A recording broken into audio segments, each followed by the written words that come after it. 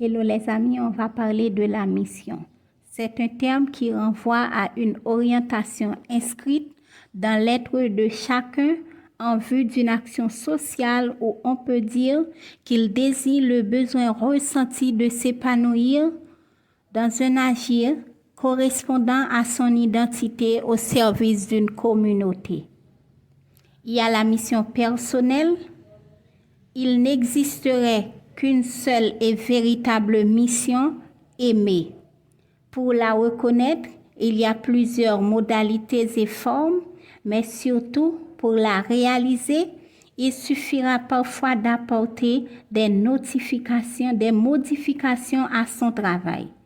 Dans certains cas, elle consistera à obéir un changement d'attitude, par exemple, devenir créatif, plus compatissant, plus encourageant, moins craintif.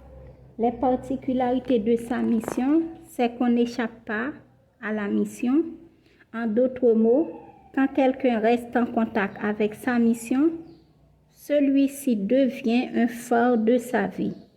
On reste seul à découvrir sa mission. Personne ne peut nous révéler notre mission. Nous seuls sommes capables de la découvrir. La mission attire et effraie en même temps. Ce qui étonne, c'est que l'attrait ressenti s'accompagne souvent d'une grande appréhension. Par exemple, une femme de 40 ans qui souhaite entreprendre des études en droit international me demandait s'il est normal à son âge de caresser une telle ambition. Depuis, elle se sentait osciller entre l'enthousiasme et la peur. Je lui ai fait remarquer que son sentiment d'ambivalence, mélange d'enthousiasme et d'anxiété, confirmait l'authenticité de son projet. La mission demande un engagement total. À des jeunes adultes qui lui demandaient quelle orientation il devait prendre dans la vie, Joseph Campbell répondit « Follow your bliss ». Suivez votre passion ou la ligne de votre bonheur. J'en ai moi-même fait l'expérience d'un accomplissement de ma mission qui exige un engagement total lorsque j'ai exprimé le désir de poursuivre mes études en imaginologie à l'âge de 35 ans. La mission est trouvée vers les autres. Plus on apprend à s'aimer, plus on apprend à aimer les autres. Quand une fleur s'ouvre, elle attire les abeilles, écrit le poète Kabir.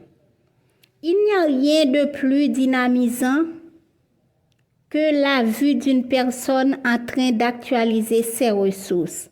William James rappelle lui aussi l'influence sociale de notre état intérieur sur le monde extérieur. La grande révolution de notre génération est d'avoir découvert que l'être humain, en changeant les attitudes intérieures de son esprit, peut transformer les aspects extérieurs de sa vie. Il n'y a pas d'âge pour connaître sa mission. Certains se demandent parfois s'il y a un âge limite pour remplir sa mission. Je réponds qu'il n'est jamais trop tard pour entreprendre de réaliser sa mission. La mission donne un sens à la vie.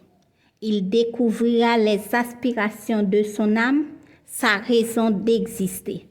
La personne qui aura découvert sa mission y trouvera des raisons de vivre et d'être heureux, quels que soient les obstacles, les difficultés ou les souffrances qu'elle rencontrera. La mission, c'est répondre à un appel persistant de l'âme, comme celui de se mettre au service des autres.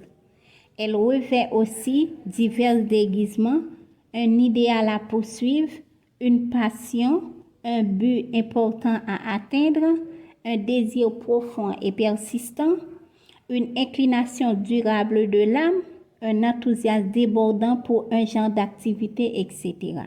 Ce qui est sûr, c'est la mission qui choisit l'individu. La mission est le sentier lui-même.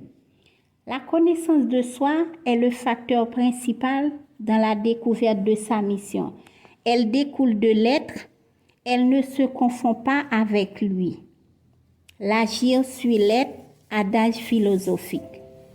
Chacun de nous possède une identité unique, immuable et spécifique.